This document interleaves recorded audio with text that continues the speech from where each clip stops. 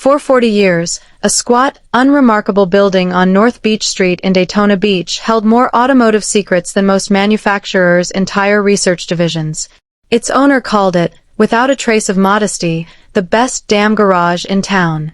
When he finally closed its doors for good, he didn't hand the keys to a museum or a corporation. He simply locked up and walked away, leaving behind a building that fans, journalists, and rival engineers had wondered about for years. Then, in 2001, its owner died. And what came out of that garage afterward wasn't a scandal or a cover-up. It was something rarer.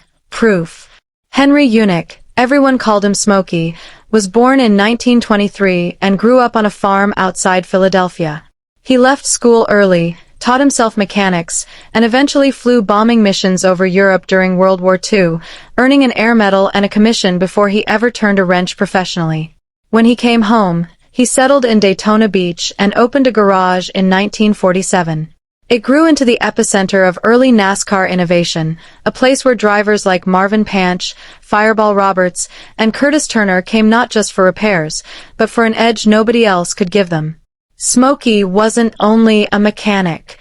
He was a licensed engineer in practice, if not always on paper, a wartime veteran, a popular science columnist, and, depending on who you asked, either the smartest man in the pits or the most shameless rule-bender NASCAR ever tolerated. He built cars that won 2 Daytona 500s as an owner, in 1961 and 1962, wrenched on Indianapolis 500 winners, and picked up dozens of Cup Series victories along the way. By the time he was done, he'd landed in more than 30 motorsports halls of fame, including the inaugural class of the International Motorsports Hall of Fame in 1990. Along the way, Smokey built a reputation that extended well beyond racing circles. His column for Popular Science, where he answered reader questions about troubleshooting cars and squeezing out more performance, ran for years and introduced his opinionated, no-nonsense voice to an audience that had never set foot near a speedway. He consulted on energy and mining projects, reportedly crossing paths with a young Navy nuclear officer named Jimmy Carter along the way, and did enough high-level engineering work for Chevrolet that GM occasionally treated him less like a contractor and more like an unofficial skunkworks division. Decades before disruptor became a business buzzword, Smokey was living the concept, a self-taught outsider who kept out-engineering people with far more formal credentials, and who never seemed particularly bothered by how that made the establishment feel. But the garage closed in 1987. Smokey said there simply weren't enough good mechanics left worth training. The doors shut, the sign stayed up, and the building sat mostly undisturbed for over a decade, long enough that rumors started to take root. People imagined a time capsule stuffed with forbidden engines NASCAR had supposedly banned into secrecy, technology too advanced or too illegal for the sport to admit existed. Online forums and racing message boards spent years trading half-remembered stories about what might be sitting behind that padlocked door, banned wind tunnel data, engines that supposedly broke the laws of thermodynamics, whispered accounts of NASCAR officials paying visits nobody was supposed to talk about. The truth, as it turned out, was both less cinematic and far more impressive. In the late 1990s, Smokey was diagnosed with leukemia. He spent roughly the last year of his life fighting it from his home in Daytona Beach, working, by most accounts, right up until he couldn't anymore. He finished dictating and organizing his memoirs during this period, racing against his own body to get the record down before it was too late. He died on May 9, 2001, at 77 years old. His passing didn't trigger a corporate raid or a government inventory. It triggered a garage sale, but not an ordinary one. During Speed Weeks in February 2002, Smokey's widow, Marge Yunick, along with the rest of the family, opened the contents of the shuttered garage to the public. Fans traveled from well outside Florida to attend, hoping to walk away with a piece of the place that had shaped stock car racing for decades. What they found wasn't a hidden weapons cache of forbidden engineering. It was, essentially, a working craftsman's shop frozen mid-sentence. $5 hammers sitting next to boxes of vintage race parts, stacks of old hubcaps and exhaust pipes, a vintage GMC dealership sign, and Smokey's battered manual typewriter. Marge summed up the whole scene with a line that circulated widely afterward. She described the place as something like a first-class junkyard, equal parts clutter and treasure. That characterization mattered because it captured something essential about how the family wanted Smokey remembered. He'd spent his life pulling broken and abandoned machines back from the edge and making them run again. According to those close to him, he had little patience for the idea of his life's work being roped off behind glass for wealthy collectors to admire from a distance. He'd watched his friend Don Big Daddy Garlits struggle for years to keep a drag racing museum solvent, and he didn't want that fate for his own legacy, or for his family. So instead of a museum, there was a foundation. Proceeds from the sale were funneled toward supporting motorsports innovation, an attempt to keep funding the kind of experimentation that had defined Smokey's entire career, even after he was gone. His daughter, Trish Yunick Brown, later said that while fans wanted the physical objects, what she valued most wasn't sitting on a shelf, it was the stories. Her husband, Chris Brown, once described Smokey as NASCAR's most inventive outlaw, a label meant as a compliment. It captured a man who was less interested in breaking rules outright than in finding the seams nobody else had noticed, forcing the sanctioning bodies to write new regulations just to keep up with him. Mixed in among the ordinary tools were a handful of items that weren't ordinary at all, a cluster of engines representing what might be the single most underappreciated automotive breakthrough of the 1980s. Working with longtime collaborator Ralph Johnson, a Holley carburetor specialist and General Motors dyno technician, Smokey spent decades chasing an idea he called the hot vapor or adiabatic combustion cycle. The concept ran counter to almost everything conventional engine design assumed. Instead of cooling the incoming air-fuel mixture, Smokey's system deliberately superheated it, using waste heat recovered from the exhaust and cooling system to vaporize the fuel almost completely before it ever reached the cylinder. The demonstration engine, first reported publicly by Hot Rod magazine in June 1984, was built around a 2.5-liter Iron Duke four-cylinder pulled from a Pontiac Fiero. In stock form, that engine produced roughly 90 horsepower and about 35 miles per gallon on the highway. Smokey's modified version, still running a carburetor, with no onboard computer at all, reportedly produced around 250 horsepower and 250 pound-feet of torque, ran 0 to 60 in about 6.5 seconds, and returned as much as 51 miles per gallon on premium fuel. And it did all of this while meeting the emissions standards of its era. The mechanism worked by routing the fuel-air mixture through a homogenizing device before pushing it through an exhaust-heated manifold, driving temperatures well above 400 degrees Fahrenheit. That level of heat vaporized the fuel almost completely, which let the engine run at an extremely lean air-to-fuel ratio far beyond what a normal carbureted engine could tolerate without misfiring or knocking. Getting there required managing exhaust temperatures north of 2,000 degrees without destroying the hardware, a balancing act Smokey and Johnson had been fine-tuning together since the 1950s.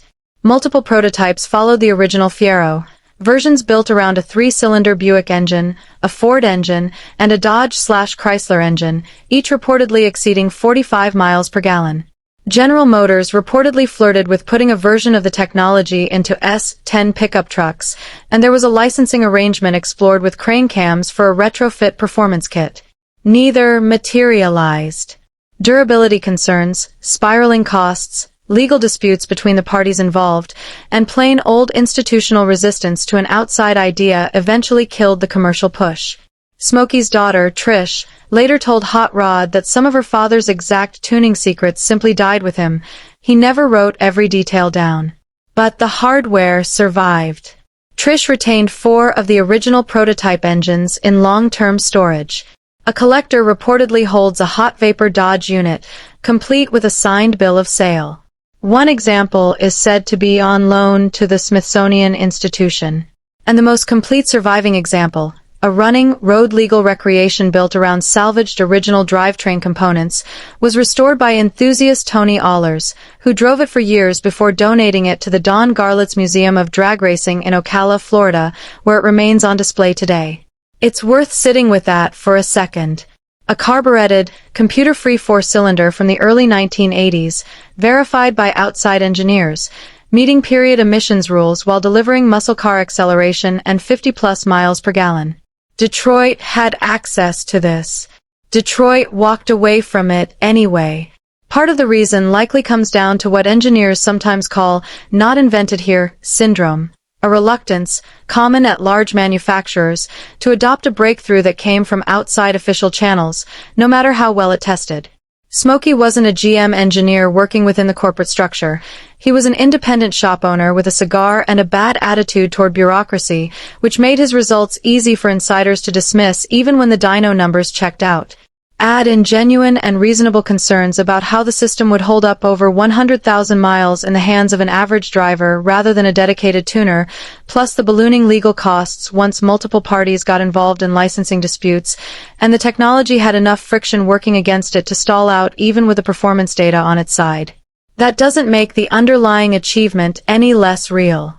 Independent engineers who examined the Fiero confirmed the horsepower, torque, and fuel economy figures Smokey and Johnson claimed, and the emissions compliance was verified against period standards rather than taken on faith. 4 decades later, some of the core ideas behind adiabatic combustion, recovering waste heat, achieving more complete fuel vaporization, running leaner air-to-fuel mixtures than conventional engines can tolerate, echo in modern research around homogeneous charge compression ignition, a combustion strategy automakers are still chasing today as a path toward better efficiency without sacrificing power. The hot vapor engines were the most dramatic surviving artifacts, but Smokey backed up decades of ideas with something even harder to dismiss, a documented patent history. U.S. Patent and Trademark Office records show he held at least 9 patents filed between the late 1970s and the mid-1990s, spanning fuel conditioning systems, oil change mechanisms, engine testing apparatus, and even racetrack safety barriers. Several of these patents, filed through the mid-1980s, cover the specific apparatus and fuel conditioning methods behind the hot vapor engine, essentially the legal paper trail proving the Fiero project wasn't folklore. The Yunick family allowed those patents to lapse into the public domain around 2003, opening the underlying technology up for anyone interested in studying it further. His safety-related work tells its own story, and a more frustrating one. In the early 1960s, Smokey developed pneumatic air jacks meant to lift stock cars instantly during pit stops. NASCAR passed on the idea at the time. Around the same era, he built a large wing mounted over the engine of an Indy car, generating serious downforce through the corners at the cost of straightaway drag. Officials banned it almost immediately. Decades later, wings became mandatory equipment across Formula One, IndyCar, and Can-Am racing. His most sobering safety proposal came in the early 1980s, long before anything resembling the modern safer barrier existed. Smokey designed a rudimentary soft wall concept, old tires packed between sheets of plywood, meant to absorb impact energy instead of returning it straight back into a car and driver. NASCAR didn't adopt it. Drivers kept racing towards solid concrete for years afterward. Smokey eventually formalized the concept into a 1996 patent describing a racetrack incorporating a novel crash barrier design, one of the last patents he'd ever file. No single vehicle captures Smokey's reputation for creative rule interpretation quite like his modified Chevelles from the mid-1960s. Cars still frequently, and incorrectly, described as 7/8 scale replicas built to cheat the tape measure. That nickname doesn't hold up to scrutiny. A true 7/8 scale car would have been dramatically smaller in every dimension, narrower by the better part of a foot, well over 2 feet shorter, riding on a wheelbase that would have been obvious to anyone glancing at it in the garage. What Smokey actually built with a set of 1966 Chevelles was far subtler, a series of small aerodynamic refinements layered on top of largely stock sheet metal. He shifted the body slightly rearward on the chassis for better weight distribution, reworked and raised the floorpan to smooth underbody airflow, subtly dropped the roofline and window height, angled the windshield back, and reshaped the front bumper to function almost like a spoiler. At speeds pushing past 180 miles per hour, those small changes added up to a real aerodynamic advantage. NASCAR inspectors eventually noticed something was off and, in trying to figure out exactly what, ended up creating the sport's first standardized body templates, using a wrecked Chevelle as their reference point. That template system, born specifically out of chasing Smokey's modifications, became permanent and remains the ancestor of every body template inspection procedure NASCAR uses today. Driving one of these Chevelles, Curtis Turner became the first driver to qualify at over 180 miles per hour at Daytona. Smokey himself pushed back against the scale model myth directly, addressing it in a 1987 Circle Track magazine interview and again in his autobiography, insisting his changes were calculated engineering decisions rather than a crude shrinking trick. That fit his broader philosophy about NASCAR's rulebook. He treated its gray areas as an open invitation. He once famously ran extra-long fuel line tubing, coiled into an unusually generous loop, adding several gallons of effective fuel capacity without technically exceeding any stated tank size limit. His justification, as he put it later, was straightforward. He believed plenty of other teams were bending the rules far more aggressively, and he was simply leveling the field. Perhaps the most personal item to survive Smokey wasn't a car or a patent filing at all. It was his own voice, captured across roughly 1,100 pages of memoir. Titled Best Damn Garage in Town, the autobiography was completed as his leukemia progressed and released posthumously around 2001 through Carbon Press in a 3-volume box set, packed with hundreds of photographs and organized around his life story, his stock car career, and his Indy 500 and inventing years. His old friend John DeLorean narrated the audiobook version. The pages lay out, in Smokey's own blunt style, the tragedy that pushed him away from NASCAR for years. In 1964, his close friend Fireball Roberts was badly burned in a crash at Charlotte and died 40 days later from his injuries. The loss sent Smokey into an aggressive campaign for better fuel cell safety standards. When NASCAR founder Bill France Sr. repeatedly overruled his proposals, Smokey walked away from the sport around 1970, disillusioned by how slowly safety improvements were coming. The book also complicates the record on his wartime service in interesting ways. Smokey described flying more than 50 missions as a B-17 crewman, while some official service records instead show him drafted in 1943 as a welder, with active duty running from 1944 to 1946. What both accounts agree on is that he achieved the rank of second lieutenant and earned an Air Medal while serving with the 15th Air Force. Regardless of the exact mission count, his service was genuinely decorated. The physical best damn garage in town didn't survive its owner by long. The property sold in 2003. Most of the original buildings came down over the following years, and the last standing structure burned to the ground in a fire on April 25, 2011. Today a memorial marker stands near the original site, but the building itself is gone entirely. What outlasted the walls is the part that actually mattered. A running hot vapor engine still sits on public display at the Don Garlitz Museum. Prototype engines remain preserved by the family and, reportedly, by the Smithsonian. 9 patents sit in the public record, several of them now freely available for engineers to study. A 3-volume autobiography preserves his own account, in his own voice, of what he built and why. And the sport he spent decades needling still uses templates and safety concepts that trace directly back to problems he created, and, in some cases, tried to solve, decades before anyone else was willing to. There was no secret vault, no government seizure, no forbidden technology locked away out of fear. Just a public sale, a stack of patent filings anyone can look up, a running engine that still makes its original numbers, and a stubborn, self-taught mechanic from a Daytona repair shop who spent his whole career proving the rulebook wasn't finished being written.